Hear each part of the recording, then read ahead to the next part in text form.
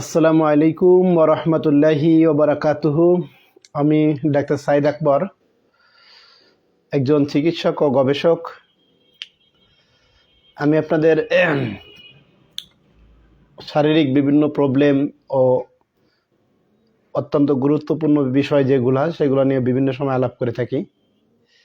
আমি ধারাবাহিকভাবে একটা বিষয় আলাপচারিতা চালিয়ে যাচ্ছি, তার আজ দ্বিতীয় পর্ব।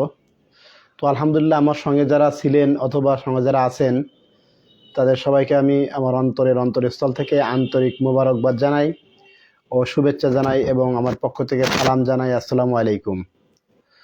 বন্ধুরা, আজ একটা অত্যন্ত গুরুত্বপূর্ণ বিষয়ে আলাপ করব এবং গুরুত্বপূর্ণ একটা পর্ব, যেটা আপনারা যদি একটু ধৈর্য সহকারে শোনেন এবং বোঝার চেষ্টা করেন তো আলহামদুলিল্লাহ আমি মনে করি সবাই এটা শুনতে এবং বুঝতে সক্ষম হবেন। আমাকে অনেকে প্রশ্ন করেছে, ভাই আপনি প্রতিটা ভিডিওর আগে কেন গুরুত্ব শব্দটা উল্লেখ করেন, বলেন যে আজ গুরুত্বপূর্ণ আলাপ করবে, গুরুত্ব শব্দটা কি সবসময় থাকে? তো সেই সব ভাইদের উদ্দেশ্য করে বলবো, আলহামদুলিল্লাহ যে আল্লাহ তাআলা কিন্তু আমাদের অত্যন্ত গুরুত্ব সহকারে সৃষ্টি করেছেন এবং একটা মাত্র জীবন দিয়েছেন। এই জীবনটা কিন্তু খুবই গুরুত্বপূর্ণ, কারণ একবার জীবন চলে গেলে আর কিন্তু ফিরে আসবে না। এই জন্য আমরা আপনাদের এবং আমার প্রতিটা জীবনকে অত্যন্ত গুরুত্ব সহকারে দেখে থাকি। এজন্য আমি প্রতিটা কথার আগে, বিশেষ করে জীবন নিয়ে যখন কথাগুলো হয়, সুস্থতা নিয়ে কথাগুলো হয়, তখন আমি গুরুত্ব শব্দটা উল্লেখ করে থাকি। তো আলহামদুলিল্লাহ, আজ আমি যে বিষয়ে আলোচনা করব সেটা হচ্ছে ডিজিটাল ডিজিজ এবং তার প্রাকৃতিক সমাধান। আজকে দেখেন, আমরা ডিজিটাল ডিজিজে আক্রান্ত। এই ডিজিটাল ডিজিজগুলো আসলে কি কি? ডিজিটাল ডিজিজের অন্তর্ভুক্ত এক নম্বরে আছে ফ্যাটি লিভার, যেটি বাংলাদেশের মানুষের অত্যন্ত মহামারী আকারে ধারণ করছে। ফ্যাটি লিভার প্রতিটা মানুষের ঘরে ঘরে, প্রতিটা মানুষের শরীরে ফ্যাটি লিভারটা দেখা দিয়েছে। ফ্যাটি লিভার হচ্ছে লিভারে ফ্যাটের অংশ বেড়ে যাওয়া। আর diabetes, hypertension, high pressure, obesity, আপনার অনেক মোটা হয়ে যাওয়া, চর্বি বেড়ে যাওয়া শরীরে, হার্ট ডিজিজ, বিশেষ করে স্ট্রোকের ঝুঁকি। দেখা যাচ্ছে যে মানুষ চলতে হঠাৎ করে পড়ে গেছে, আর রক্ষা নাই, মারা গেছে। এই রোগগুলো সাধারণত ডিজিটাল ডিজিজের আওতাভুক্ত। ডিডি আপনারা আগে কখনো যেটা শোনেন নাই, এই ডিডি এবং ডিজিটাল ডিজিজের আওতাভুক্ত, যার কারণে রোগগুলোকে একক ভাষায় বলা হয় ডিজিটাল ডিজিজ। এই ডিজিটাল ডিজিজগুলো এবং এর প্রাকৃতিক সমাধান নিয়ে আজ আপনাদের সাথে আমি আলোচনার জন্য এসেছি। তো আলহামদুলিল্লাহ, আল্লাহ সুবহানাহু ওয়া তাআলার দরবারে অসংখ্য শুকরিয়া যে আল্লাহ আপনাদের মাঝে আমাকে ফিরিয়ে এনেছে এবং আলাপ আলোচনার সুযোগ করে দিয়েছেন। তো এই ডিজিটাল ডিজিজগুলোর মধ্যে মনে রাখতে হবে, আমি মনে করি যে আমার এই আলোচনাগুলো শুধু আলোচনা মনে করবেন না, আলোচনাগুলো ক্লাস মনে করবেন। তাহলে আপনাদের অত্যন্ত বুঝতে সহজ হবে এবং আশা করি A to Z সমস্ত সমাধান আপনারা পাবেন। এই ডিজিটাল ডিজিজগুলো কেন হয়? আমরা রিসার্চ করে দেখছি, বিজ্ঞান রিসার্চ করে দেখছে যে এই ডিজিটাল ডিজিজের প্রধানতম কারণ হচ্ছে ইনসুলিন সেন্সিটিভিটি রেজিস্ট্যান্স। কথাটা জটিল মনে হয়েছে, ইনসুলিন সেন্সিটিভিটি রেজিস্ট্যান্ট, অর্থাৎ ইনসুলিন শরীরের ভিতরে একটা গুরুত্বপূর্ণ অর্গান হচ্ছে অগ্নাশয়, যেটা ইনসুলিন নামক একটি হরমোন নিঃসরিত করে শরীরের বিভিন্ন অঙ্গে পাঠায়। এই অগ্নাশয় যখন দুর্বল হয়ে যায়, অগ্নাশয় যখন কাজ কম করে, তখন ইনসুলিন শরীরে ব্যালেন্স করে না, রেজিস্ট্যান্ট হয়ে যায়। এই ইনসুলিন যখন রেজিস্ট্যান্ট হয়ে যায়, তখন এই বিভিন্ন ধরনের ডিজিটাল ডিজিজগুলো দেখা দিয়ে থাকে। এখন সহজ ভাষায় আমি যেটা আপনাদেরকে বোঝাবো, ইনসুলিন রেজিস্ট্যান্স কি এবং কিভাবে হয়ে থাকে। ইনসুলিন রেজিস্ট্যান্সটা হচ্ছে, ধরেন আপনার অগ্নাশয় একটা হরমোন পাঠায়, অর্থাৎ আপনার একটা তালা আছে এবং একটা চাবি আছে। কি আছে? একটা তালা আছে এবং একটা চাবি আছে, আর একটা দরজা আছে। অর্থাৎ আপনার এই চাবিটা দিয়ে দরজাটা খুলতে হয়। মাধ্যমটা হচ্ছে তালা, মধ্যম অংশটা হচ্ছে তালা, কিন্তু মূলত বোঝানো হয় যে ভাই চাবিটা দিয়ে দরজাটা খুলুন, এটা বলা হয়। এজন্য আমরা বলি যে ইনসুলিনসটা হচ্ছে চাবি আর অগ্নাশয়টা ইনসুলিনসটা হচ্ছে তালা এবং চাবি। এখন দেখা যাচ্ছে যে আপনি যদি বারবার ব্যবহার করেন আপনার এই চাবিটি ওই তালায় ব্যবহার করেন, বারবার ব্যবহার করেন এবং অপ্রয়োজনীয়ভাবে ব্যবহার করেন, তাহলে দেখা যাচ্ছে যে একটা সময় আপনার ওই চাবিটা ওই তালাটা নষ্ট হয়ে যাচ্ছে। তখন ওই চাবিটা দিয়ে ওই তালাটা আর খুলতেছে না, অথবা ওই তালাটা নষ্ট হয়ে গেছে, ওই তালাটা একটা জটিলতা দেখা দিয়েছে। তো আমাদের বিষয়টা অনুরূপভাবে, প্যানক্রিয়াস ইনসুলিনস নিঃসরণ করে, ইনসুলিনস দেয়, ইনসুলিনস প্যানক্রিয়াস পাঠায়। কোথায় পাঠায়? ব্রেনে পাঠায়, সংকেত পাঠায়, ইনসুলিনস পাঠায়। বলে যে আপনার ব্লাডের ভিতরে যে মানে আপনি খাবার খেলেন, সাপোজ মনে করেন আপনি খাবার খেয়েছেন, খাবার খাওয়ার পরে আপনার শরীরে ব্লাডে রক্তের ভিতরে গ্লুকোজ বা চিনি জমা হয়েছে। এখন এই চিনি তো শুধু রক্তে থাকলে হবে না, এই চিনিকে শক্তিতে রূপান্তর করতে হলে আপনার মাসেলে পাঠাতে হবে, শরীরের বিভিন্ন অর্গানে পাঠাতে হবে, কোষে পাঠাতে হবে। এই কোষে পাঠানোর জন্য অগ্নাশয় ইনসুলিনস ব্রেনে পাঠায়, সংকেতটা পাঠায় আর কি, যে আপনি এই সুগারটা আপনি এসে পাঠান, কোষের ভিতরে পাঠান অথবা শক্তিকে পাঠান। তখন এই যে ইনসুলিনস যে হরমোনটা পাঠালো, যে সংকেতটা পাঠালো, এই সংকেতটাকে আমরা সাধারণত বলি হরমোন বা ইনসুলিনস। তো এখন দেখা যাচ্ছে যে আপনি যদি এটাকে বারবার করেন, তো সেই ক্ষেত্রে দেখা যাচ্ছে যে এটা এক সময় গিয়ে আর কথা শোনে না, এক সময় গিয়ে এই ইনসুলিনসের এই রেজিস্ট্যান্স হয়ে যায়, তখন এই হরমোনটি আর কথা শুনতে চায় না। তো আলহামদুলিল্লাহ, এখন আজ আপনাদের আমি বুঝাবো যে এই ইনসুলিন রেজিস্ট্যান্স কেন হয় সেটা বোঝাবো।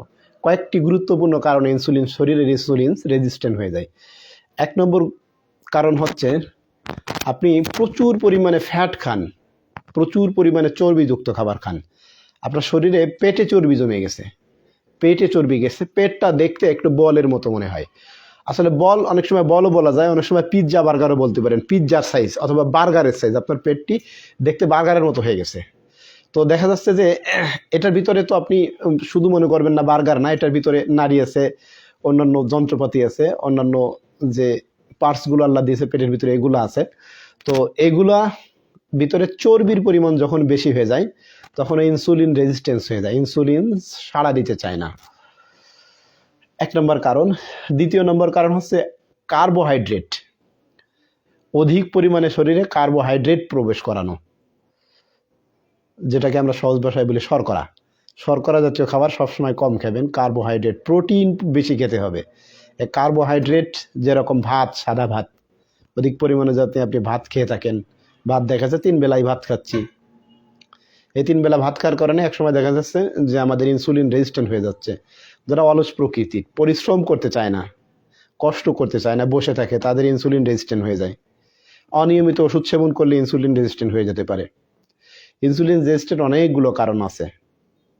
আর যখন ইনসুলিন রেজিস্ট্যান্স হয়ে যায় তখন বারবার প্যানক্রিয়াস ইনসুলিন নিঃসরিত করার পরেও ইনসুলিন আর সাড়া দেয় না, তখন হচ্ছে কি হয়, টাইপ 2 ডায়াবেটিস দেখা দেয়, শরীরের ডায়াবেটিস দেখা দেয়, তবে ওটা টাইপ 2 দেখা দেয়, যেটা আলহামদুলিল্লাহ খুব সহজে পরবর্তীতে এটা ঠিক করা সম্ভব। তবে মেডিসিনের মাধ্যমে নয়, লাইফ স্টাইল চেঞ্জের মাধ্যমে এই ডায়াবেটিস টাইপ 2 এবং টাইপ 1 নিয়ন্ত্রণ করা যায়। তো সহজ ভাষায় আমি যে আলোচনাটা আপনাদের কাছে আজকে নিয়ে এসেছি সেটা হচ্ছে ইনসুলিন রেজিস্ট্যান্স। আচ্ছা, আপনারা তো বুঝলেন যে ইনসুলিন রেজিস্ট্যান্সটা কেন হয়। এখন বলি আপনাদের যে ইনসুলিন রেজিস্ট্যান্ট হলে কি কি সমস্যা হয়, এটা তো জানা দরকার। যে আপনি প্রশ্ন করতে পারেন, ভাই অথবা ডাক্তার সাহেব, যে ইনসুলিন তো রেজিস্ট্যান্ট হয়ে গেল আমার শরীরে, আমি এখন কিভাবে বুঝবো যে আমার শরীরে ইনসুলিন রেজিস্ট্যান্স হয়ে গেছে অথবা ইনসুলিন সাড়া কম দিচ্ছে? এটা বোঝার উপায় কি? আপনি দিন এমনি বুঝতে পারবেন যে আপনার শরীরে ইনসুলিন রেজিস্ট্যান্স হয়ে গেছে। আপনি পরীক্ষা করাতে পারেন, হোম আয়ার পরীক্ষা করাতে পারেন, তাহলে বুঝবেন যে আপনার ইনসুলিন রেজিস্ট্যান্স হয়ে গেছে, ইনসুলিন কত রেজিস্ট্যান্স আছে। এটা বোঝা যায়, আধুনিক পরীক্ষাগুলো আছে এগুলো করালে বোঝা যায়। কিন্তু আপনার শারীরিক কিছু উপসর্গ দেখা দেয় যেগুলোর মাধ্যমে আপনি বুঝতে পারবেন যে আপনার ইনসুলিন রেজিস্ট্যান্স হয়ে যাচ্ছে, অকেজো হয়ে যাচ্ছে, আপনি ডায়াবেটিসের দিকে ঝুঁকে যাচ্ছেন, আপনি হাইপার টেনশন, উচ্চ রক্তচাপ, হাই ব্লাড প্রেশার যেটা বুকে বলি আমরা, হাই ব্লাড প্রেশারের দিকে ঢুকে যাচ্ছেন দিন দিন। আপনার কিডনি ফেল হতে চলেছে, আপনার লিভার ফেল হতে চলেছে, আপনি ফ্যাটি লিভার হতে চলেছে আপনার, আপনি চলতে চলতে গির জায়গা। হিন্দিতে একটা ভাষা আছে যে চলতে চলতে গির জায়গা, মানে চলতে চলতে হঠাৎ করে পড়ে যাবেন। ওই যে পড়ে যাবেন, আপনার ভবলীলা শান্ত হয়ে যাবে, আর উঠে দাঁড়াতে পারবেন না। এই চলতে চলতে পড়ে যাবেন যদি আপনার ইনসুলিন রেজিস্ট্যান্ট হয়ে যায়। কথাটা খুব মারাত্মক, ভয়ানক না? যে চলতে চলতে হঠাৎ করে পড়ে যাওয়া। আল্লাহ তো আমাদের এই জীবনটা আসলে এই জন্য দেয় নাই যে আমরা চলতে চলতে পড়ে যাব। আল্লাহ আশরাফুল মাখলুকাত হিসেবে আমাদের সৃষ্টি করেছেন চলতে চলতে পড়ে যাওয়ার জন্য নয়। মানুষ শক্তিশালী পৃথিবীতে, কত ক্ষমতার অহংকার দেখায়, ক্ষমতার বড়াই দেখায়, তো চলতে চলতে আমরা কেন পড়বো? ইনশাআল্লাহ দোয়া করি আমরা চলতে চলতে পড়বো না। তো আজ এই যে ডিজিটাল ডিজিজ, যেটা ইনসুলিন রেজিস্ট্যান্স হয়ে যাওয়ার কারণে হয়, এই ডিজিটাল ডিজিজ সম্পর্কে যে আলোচনাগুলো আপনাদের সামনে নিয়ে এসেছি, এই ডিজিটাল ডিজিজগুলো তো বুঝতে পারছেন কি কি বলছি। 1 নম্বরে হচ্ছে ডায়াবেটিস টাইপ 1 টাইপ 2, 2 নম্বরে হার্ট ডিজিজ, 3 নম্বরে হাইপার টেনশন, উচ্চ রক্তচাপ, হার্টের রোগ, উচ্চ রক্তচাপ, তারপর লো ব্লাড প্রেশার, অনেক ব্লাড প্রেশার লো হয়ে যায়, পিসিওএস, নারীরা অল্প বয়সে বন্ধ্যাত্ব হয়ে যাচ্ছে, পিসিওএস, একটা বাচ্চা হয়েছে আর বাচ্চা হচ্ছে না, জরায়ুতে একাধিক জনের পিসিওএস, চিস্ট দেখা দিয়েছে, চিস্ট। এটা প্রধানতম কারণ ইনসুলিন রেজিস্ট্যান্স। এটার বাচ্চা নিতে পারছে না, এর প্রধানতম কারণ বাচ্চা হচ্ছে না, একটা বাচ্চা হওয়ার পরে আর হচ্ছে না, এর প্রধান কারণ ইনসুলিন রেজিস্ট্যান্স, ইনসুলিন ব্যালেন্স করে না শরীরে। কিডনি ফেল হয়ে যেতে পারে 4 নম্বরে, 5 নম্বরে লিভার ফেল হতে পারে, ফ্যাটি লিভার হতে পারে।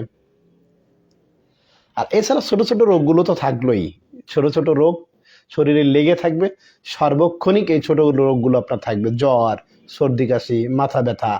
অর্থাৎ ইনসুলিন যখন আপনার শরীরে রেজিস্ট্যান্স হয়ে যাবে, তখন কি হবে, আপনার যাবতীয় রোগ আপনাকে শরীরে খুব কঠিনভাবে পাকড়াও করতে থাকবে, একের পর এক, একের পর এক, একের পর এক। এখন বলতে পারেন ভাই ইনসুলিন রেজিস্ট্যান্স হয়ে গেলে, রোগ হলে হলো, মেডিসিন খাবো, মেডিসিন খেয়ে ঠিক করব। মেডিসিন খেয়ে ভাই ঠিক হয় না, ঠিক হবে না। শুধু ধামাচাপা দেওয়া যাবে যখন ইনসুলিন ব্যালেন্স হয়ে যাবে, ব্যালেন্স রেজিস্ট্যান্স হয়ে যাবে, তখন আমার কাছে আসবেন, ডাক্তারদের কাছে যাবেন যে ভাই দৌড়ে আমার মাথায় ব্যথায় বাঁচতেছি না। তখন আমি ওটাকে কি করব, কিছু মেডিসিন দিয়ে ধামাচাপা দিব কিছুদিনের জন্য, পরে আবার ব্যথা দেখা দেবে।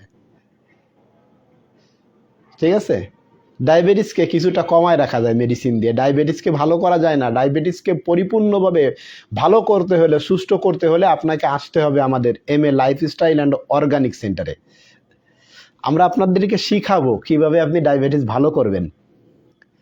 আপনি আপনার নিজের থেকে ভালো করতে পারবেন, আপনার লাইফস্টাইল পরিবর্তন করবেন, পরিবর্তন করে আপনি আপনার ডায়াবেটিসকে সুস্থ করতে পারবেন অল্প দিনের ভিতরে। যুদ্ধ করে দেশ জয় করা যায়, যুদ্ধ করে গ্রাম জয় করা যায়, যুদ্ধ করে অঞ্চল জয় করা যায়, কিন্তু মেডিসিন দিয়ে দেশ জয় করা যায় না ভাই।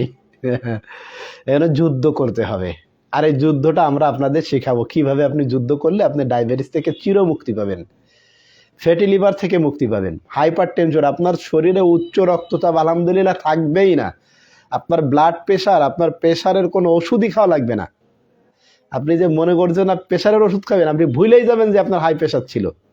শুধু আপনি আমাদের MA লাইফস্টাইল অনুযায়ী চলেন, অর্গানিক সেন্টারে আসেন, আপনি ভুলেই যাবেন যে আপনার হাই প্রেশার ছিল, আপনার ডায়াবেটিস ছিল, আপনার লিভারে ফ্যাট আছে, পালিয়ে চলে যাবে ইনশাল্লাহ। শুধু লাইফস্টাইল পরিবর্তনের মাধ্যমে PCOS ঠিক করা সম্ভব, ডায়াবেটিস ঠিক করা সম্ভব, হাইপার টেনশন ঠিক করা সম্ভব। লাইফস্টাইল পরিবর্তন, আমি কিন্তু মেডিসিনের কথা বলি নাই, আমি কিন্তু একজন ডক্টর, কিন্তু বলি নাই যে মেডিসিনের দ্বারা এগুলো ঠিক হয়। এগুলো লাইফ স্টাইল পরিবর্তনের মাধ্যমে, আপনি আমাদের দেখানো লাইফ স্টাইল অনুযায়ী চলবেন। লাইফ স্টাইল, আপনার দৈনিক জীবনের একটা পরিবর্তন ঘটাতে হবে, খাদ্যে পরিবর্তন ঘটাতে হবে, ব্যায়ামে পরিবর্তন ঘটাতে হবে, চালচলনে পরিবর্তন ঘটাতে হবে, টেনশনে পরিবর্তন ঘটাতে হবে, ঘুমের পরিবর্তন ঘটাতে হবে। এই পরিবর্তনের মাধ্যমে আপনি আপনার ইনসুলিন রেজিস্ট্যান্সকে বাড়াতে পারবেন। তাইলে আপনার নানান যে সমস্যাগুলো বলছি, কি কি বলছি? 1 নম্বরে বলছি ডায়াবেটিস টাইপ 1 এবং টাইপ 2। আমরা বলবো যদি আপনার জীবন থাকে, আপনি বেঁচে থাকেন, আপনার যে কোনো বয়স হোক না কেন, আপনার বয়স যতই হোক না কেন, আপনি যদি শুধু জীবিত থাকেন, আপনার লাইফস্টাইল পরিবর্তনের মাধ্যমে আপনার ডায়াবেটিস ঠিক হবে ইনশাআল্লাহ।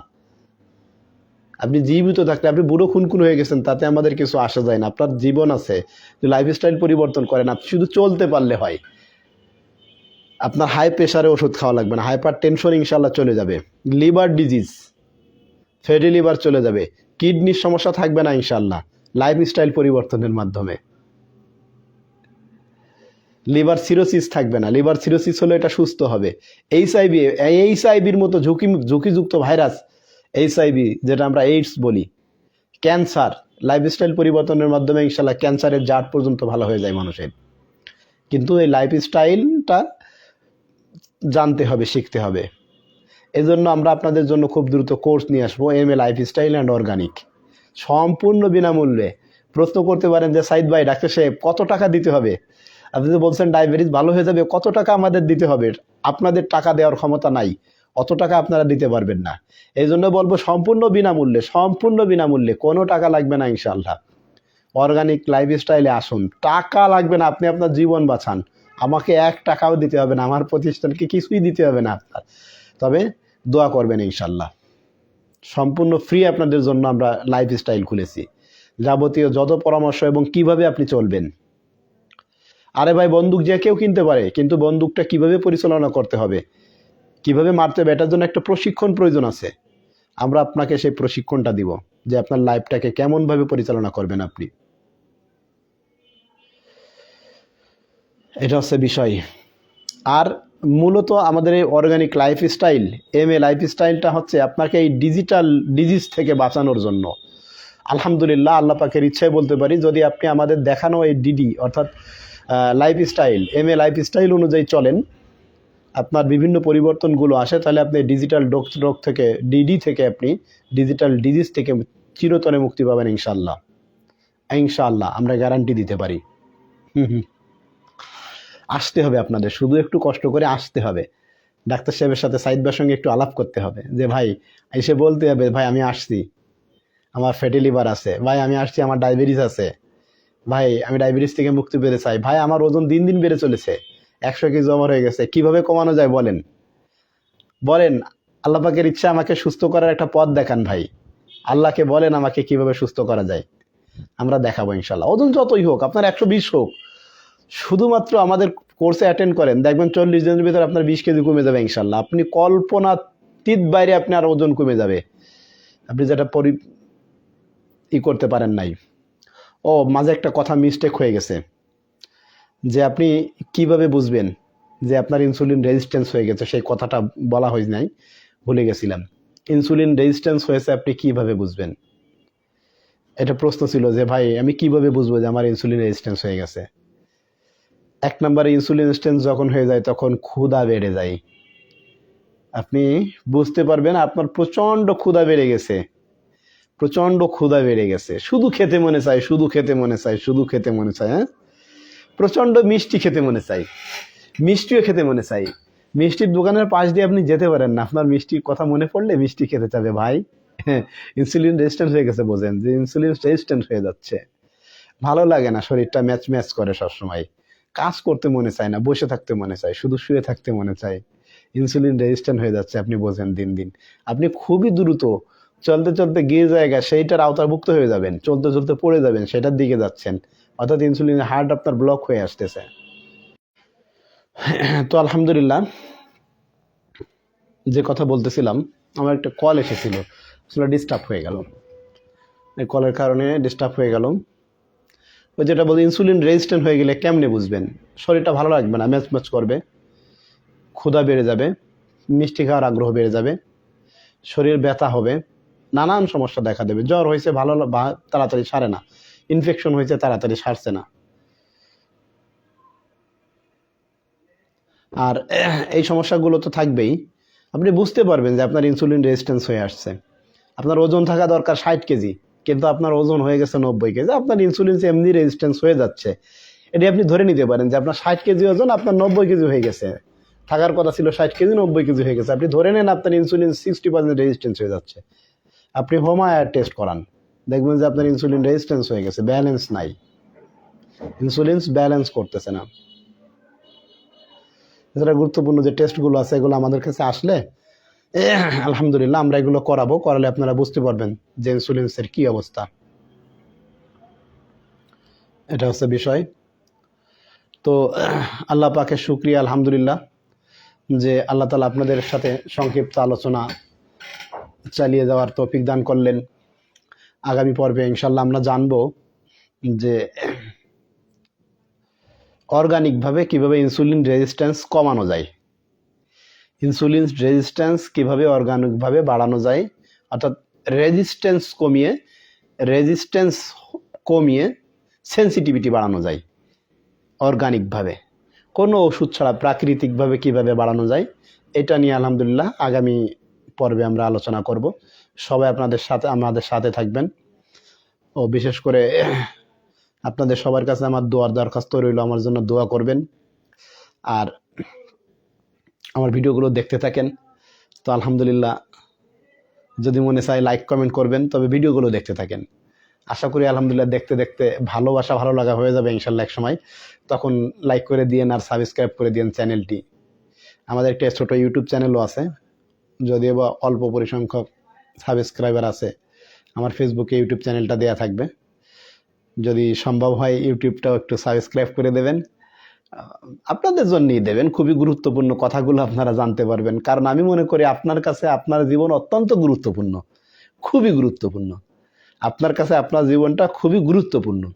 তো আপনার জীবন সম্পর্কে, আপনার গুরুত্বপূর্ণ বিষয় সম্পর্কে যদি জানতে চান, তো অবশ্যই আলহামদুলিল্লাহ আমার চ্যানেলটা একটা লাইক দিয়ে দেবেন এবং সাবস্ক্রাইব করে দিন ইউটিউব চ্যানেলে। সবাই আমার জন্য ভালো থাকবেন, দোয়া করবেন যেন আল্লাহ আমার জানটা সুস্থ রাখে। আর সর্বোপরি আপনাদের কাছে একটা দোয়ার দরখাস্ত থাকলো, সেটা হচ্ছে আমাদের দেশের জন্য দোয়া করবেন। দেশ যেন আল্লাহ তাআলা একটা ভালো পরিস্থিতির ভিতরে নিয়ে যায়। আমাদের দেশবাসীর জন্য দোয়া করবেন, এই আর কি। আমিও সবার জন্য ইনশাল্লাহ দোয়া করব। সবাই ভালো থাকেন। আসসালামু আলাইকুম ওয়া রাহমাতুল্লাহি ওয়া বারাকাতুহু।